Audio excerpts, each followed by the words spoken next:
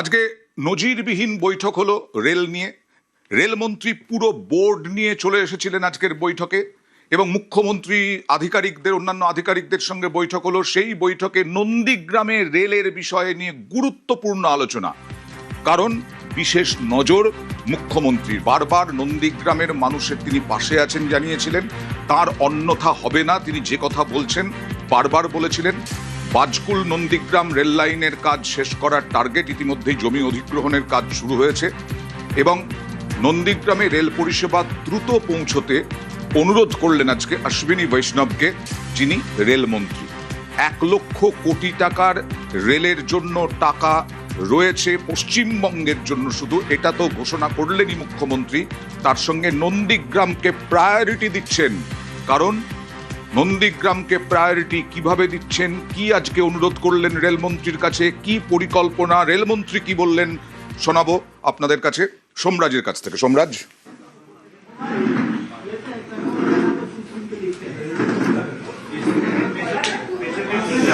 দেখো, আজকে যখন রেলমন্ত্রী অশ্বিনী বৈষ্ণব এবং মুখ্যমন্ত্রী শুভেন্দু অধিকারী বৈঠক করেন, যে বৈঠকে বিভিন্ন জেলাশাসকরাও ছিলেন, সেই বৈঠক চলাকালীন সময় মুখ্যমন্ত্রী শুভেন্দু অধিকারী তুলে ধরেন বাজকুল থেকে নন্দীগ্রাম পর্যন্ত রেল লাইন যে পরিকল্পনা নেওয়া হয়েছিল, রেলের যে প্রজেক্ট নেওয়া হয়েছিল, তা নিয়ে বিস্তারিত তথ্য তুলে ধরেন রেলমন্ত্রীর সামনে বলেই সূত্র মারফত জানা যাচ্ছে।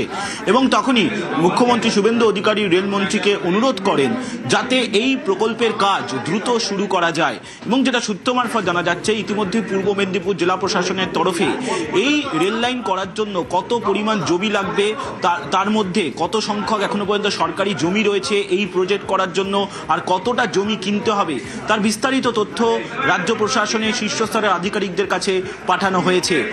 মুখ্যমন্ত্রী শুভেন্দু অধিকারী রেলমন্ত্রীকে অনুরোধ জানান যে এই প্রকল্পের কাজ যাতে দ্রুত শুরু করা যায় এবং সেই মোতাবেক রেলমন্ত্রী মুখ্যমন্ত্রীকে বলেন যে এই বিষয় নিয়ে তারা, অর্থাৎ তিনি নিজে একটি বৈঠক করবেন মুখ্যমন্ত্রী শুভেন্দু অধিকারীর সঙ্গে, যাতে এই যে প্রজেক্টটি শুরু করা হবে সেটা কিভাবে শুরু করা হবে, কোন উপায়, এবং সেক্ষেত্রে এই যে রেল লাইনটা যাবে সেটা কোন রুট দিয়ে যাবে, বিস্তারিত বিষয় নিয়ে তিনি আলাদা করে বৈঠক করবেন মুখ্যমন্ত্রী শুভেন্দু অধিকারীর সঙ্গে। কিন্তু তিনি এটাও বলেন যে তিনি নির্দেশ দিচ্ছেন যাতে দ্রুত এই কাজটি শুরু করা যায়। এবং বৈঠকে তখন ছিল পূর্ব মেদিনীপুর জেলা প্রশাসনও, এবং পূর্ব মেদিনীপুর জেলা প্রশাসনের তরফের আধিকারিকরা তারাও উপস্থিত ছিলেন বৈঠক। এবং সূত্র মারফত জানা যাচ্ছে যে এই বাজকুল থেকে নন্দীগ্রাম পর্যন্ত যে রেল লাইন, এই রেল লাইনের জন্য কত জমি লাগবে তার তথ্য ইতিমধ্যেই রাজ্য প্রশাসনের শীর্ষস্তরের কাছে পাঠিয়ে দেওয়া হয়েছে ভূমি রাজস্ব দপ্তরের আধিকারিকদের কাছেও। অর্থাৎ নন্দীগ্রামে রেল লাইনের কাজ, যে রেল প্রকল্প নেওয়া হয়েছিল, সেই রেল প্রকল্পের কাজ যাতে দ্রুত শুরু করা যায় তা নিয়ে আজ মুখ্যমন্ত্রী শুভেন্দু অধিকারী অনুরোধ করেন রেলমন্ত্রীকে বলেই সূত্র মারফত জানা যাচ্ছে। যেটা বলছিলাম, শুভেন্দু অধিকারী মুখ্যমন্ত্রী বারবার বলেছেন নন্দীগ্রাম সবসময় যেমন শুভেন্দু অধিকারীর পাশে থেকেছে। 2016 থেকে নন্দীগ্রামে টানা জয়, 2016, 2021, 2026 পরপর 3 বার নন্দীগ্রামে জিতেছেন শুভেন্দু অধিকারী। এবারের ভোটে নন্দীগ্রাম এবং ভবানীপুর 2 কেন্দ্রেই জয়ী। মুখ্যমন্ত্রী হয়েছেন, ভবানীপুর আসনটি রেখেছেন, নন্দীগ্রাম আসনটি ছাড়লেও বারবার বার্তা দিয়েছেন তিনি নন্দীগ্রামের পাশেই। দেখুন, 2003 সাল থেকে আমাকে যে চোখে দেখেছেন, যেভাবে দেখেছেন নন্দীগ্রামের আপামর মানুষ, আগামী দিনেও ঠিক একই ভাবে দেখতে পাবেন। আপনারা নিশ্চিন্ত থাকুন, যে স্বপ্ন আপনারা দেখেছেন আমাকে বা আমাদেরকে কেন্দ্র করে, আমি শুভেন্দু অধিকারী আপনাদের ঋণ আমি এবারে শোধ করব।